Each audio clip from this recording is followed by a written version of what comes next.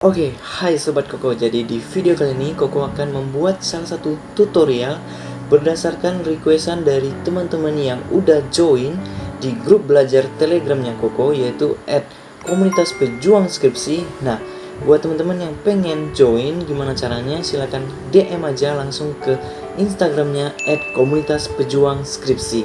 Ya, jadi di sini sudah ada teman kita yang bernama Frederica. Jadi di sini dia mengatakan, "Malam semuanya, saya Frederica dari Jakarta. Salam kenal. Jadi di sini saya ingin bertanya kok, jurnal saya yang variabel Y-nya merupakan variabel dummy dan saya melakukan uji regresi logistik, dan ketika saya melakukan Hosmer and Lemesow test itu menunjukkan nilai sig-nya lebih kecil dari 0,05 sehingga nilai tersebut tidak layak. Jadi kira-kira bagaimana ya kok caranya agar nilainya bisa menjadi layak?" Oke, nah jadi buat teman-teman yang bingung gimana sih cara untuk mengatasi nilai Hosmer and Lemesow test yang kecil atau kurang dari 0,05, Koko bakal jelasin tutorialnya setelah yang satu ini.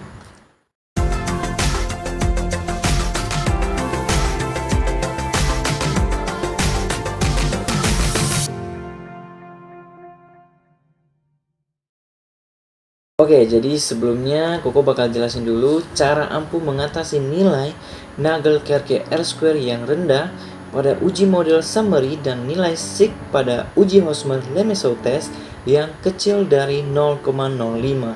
Jadi ini khususnya di data sekunder ya, atau part 1. Nah, langsung aja kita ke slide berikutnya. Apa sih itu model summary?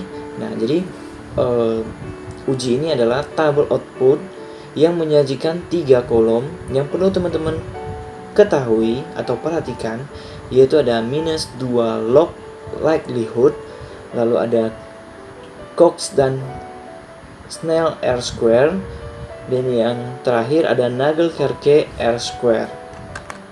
Nah, selanjutnya apa sih itu -2 log likelihood? Nah, jadi ini adalah kalian harus mencari nilai chi-square tabelnya dengan cara degree of freedom atau DF sama dengan N, di mana N adalah jumlah data dikurang jumlah variabel independen dikurang 1. Nah, selanjutnya kemudian kalian bandingkan dengan nilai -2 log likelihood yang kalian dapatkan apabila nilai yang tadi atau nilai log likelihoodnya itu kecil dari chi-square table, maka HO diterima dan HA ditolak. Atau ini menandakan adanya model variabel independen yang telah dimasukkan sudah fit dengan data.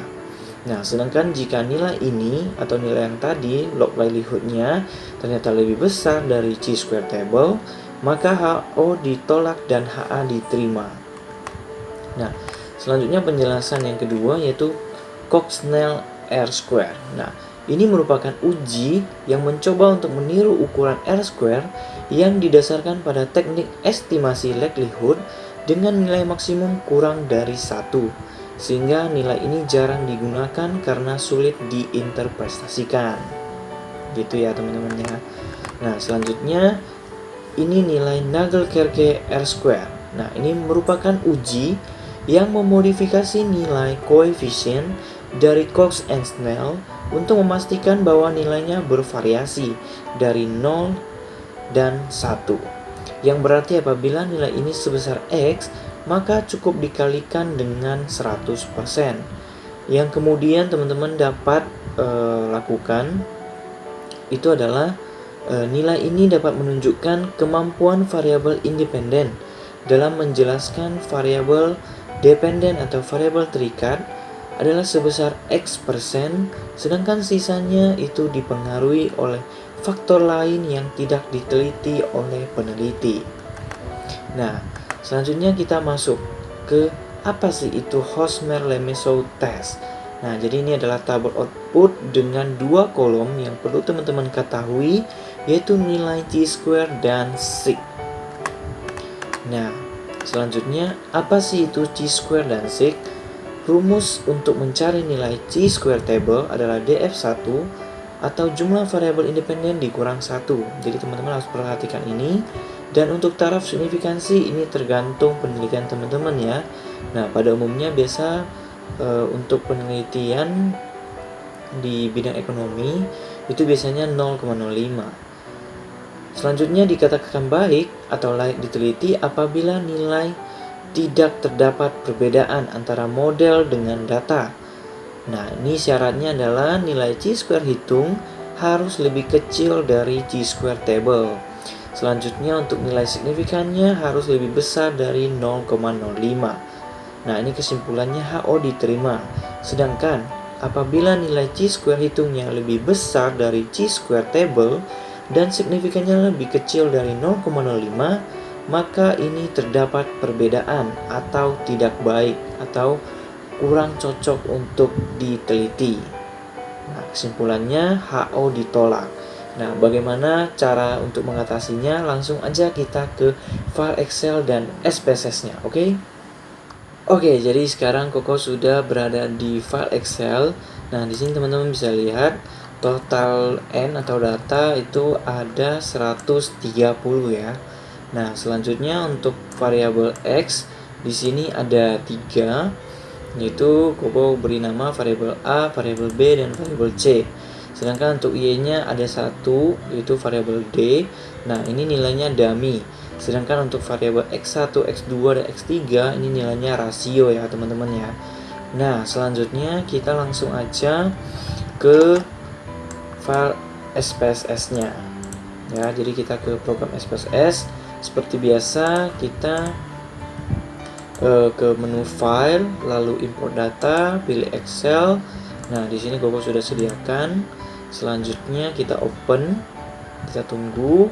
Nah, selanjutnya kita tinggal klik OK. Nah, jadi di sini sudah muncul. Kita tinggal atur aja, kita ke variable view. Nah, untuk nomor itu di type-nya kita ganti ke string aja karena kita gak uji gitu ya. Selanjutnya untuk variabel X1, X2, dan X3 di desimalnya kita ganti aja jadi 3 karena ini nggak usah terlalu banyak. Selanjutnya di variabel dummy-nya ini kita bisa berikan label. Kita bisa berikan value-nya. Misalnya 1 adalah ada variabel D misalnya gitu ya. Sedangkan 0 adalah tidak ada variabel D misalnya. Nah, selanjutnya kita kembali ke data view. Nah, untuk melakukan uji regresi logistik dan untuk memunculkan nilai Hosmer and Lemieux test beserta nilai pseudo R-square atau nilai Nagelkerke R-square, itu caranya teman-teman ke analyze, lalu pilih regression, lalu pilih binary logistik. Nah, di sini dependen teman-teman isikan variabel Y tentunya. Sedangkan untuk variabel X-nya teman-teman pindahkan ke kolom covariate. Nah, selanjutnya teman-teman harus memunculkan nilai deviance. Ya, itu ada di save. Selanjutnya teman-teman klik yang ini residual ya. Pilih yang deviance. Jadi ini nanti kita gunakan nilainya untuk mengetahui data mana yang terdapat nilai errornya tinggi gitu ya. Nah, selanjutnya kita ke option, lalu centang Hosmer and Lemieux test goodness of fit. Nah, selanjutnya yang lainnya kita nggak usah centang dan kita klik continue dan OK. Nah, teman-teman bisa lihat di sini nilai Nagelkerke R-square-nya hanya sebesar 0,103 atau hanya 10,3% ya teman-teman ya. Nah, sedangkan untuk nilai sig-nya ini itu 0,049. Nah, angka ini kan nggak lebih besar dari 0,05 atau 0,050. Nah, bagaimana solusinya? Tenang, teman-teman setelah muncul variabel baru atau dev_1, nah teman-teman copy ya. Nah, teman-teman blok dulu lalu copy ke file Excel tadi. Nah, kita buka. Oke, nah di sini Koko sudah menyediakan kolomnya, itu tinggal copy aja seperti gini. Nah, selanjutnya di error ya, di error teman-teman klik sama dengan ABS tanda kurung, nilai ini, tanda kurung lagi, enter. Nah, jadi ini untuk membuat nilai minusnya menjadi mutlak. Ya, jadi ini kita tinggal tarik. Nah, selanjutnya ini teman-teman tinggal blok, lalu Ctrl C, lalu paste value, sehingga angkanya menjadi seperti gini. Nggak ada rumus maksudnya gitu ya. Nah, selanjutnya teman-teman ke data, lalu pilih filter di error ini. Teman-teman klik yang segitiga ini, lalu sort dari largest to smallest. Nah, teman-teman bisa lihat di sini nilainya yang errornya lebih dari 2. Nah, itu teman-teman langsung hilangkan aja. Nah, jadi kita blok aja yang nilainya lebih dari 2 ya, yang tingkat errornya. Jadi di sini ada total 10 data yang akan kita buang. Nah, selanjutnya kita tinggal copy yang di bawah ini. Tinggal copy. Nah, di sini 120 kita tinggal copy. Nah, selanjutnya kita ke program SPSS. Nah, yang sebelumnya kita hapus aja ya. Jadi yang ini kita delete, kita blok, kita delete. Selanjutnya di dev-nya kita hapus. Kita clear aja. Lalu kita back ke data view. Nah, di sini kita ini juga nomor boleh dilihat aja. Nah, kita pas. Sebentar ya. Kita ke sini, lalu kita ulang copy, lalu kita paste di sini. Nah, teman-teman pastikan lagi kalau di sini datanya sudah menjadi 120 ya. Nah, step selanjutnya teman-teman klik analyze, lalu regression, binary logistic, lalu untuk save-nya, deviate-nya dinonaktifkan aja. Untuk option tetap sama, lalu teman-teman klik OK. Nah, kita bakal lihat perubahannya ya. Nah, teman-teman bisa lihat untuk nilai Nagel Kerke R-square-nya dari yang sebelumnya 0,103 atau 10,3%, sekarang telah menjadi 0,632 atau sebesar 63,2%. Jadi nilai ini gede banget ya. Selanjutnya untuk nilai Hosmer and Lemeso test-nya ini juga sudah jauh besar dari 0,05. Nah, ini sebesar 0,965. Jadi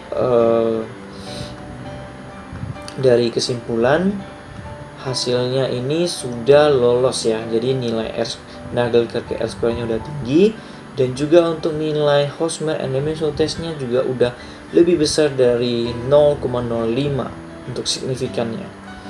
So, menurut Koko, sekian video kali ini, semoga bermanfaat. Dan Koko ingin sampaikan bahwa salah satu teman kita yang menanyakan Frederica tadi adalah seorang TikTokers juga ya. Nah, jadi buat teman-teman yang mungkin ada main TikTok, kalian boleh coba cek ID TikToknya itu, nanti Koko kasih di sini ya, namanya Rika_Frederica18. Jadi ini followersnya udah lumayan banyak banget, udah 100-an ribu ya. So see you in the next video and bye bye. So pastikan kalian jangan lupa klik tombol subscribe dan nyalakan tombol notifikasinya. Kenapa kok? Ya supaya kalian gak ketinggalan video terupdate dari Koko.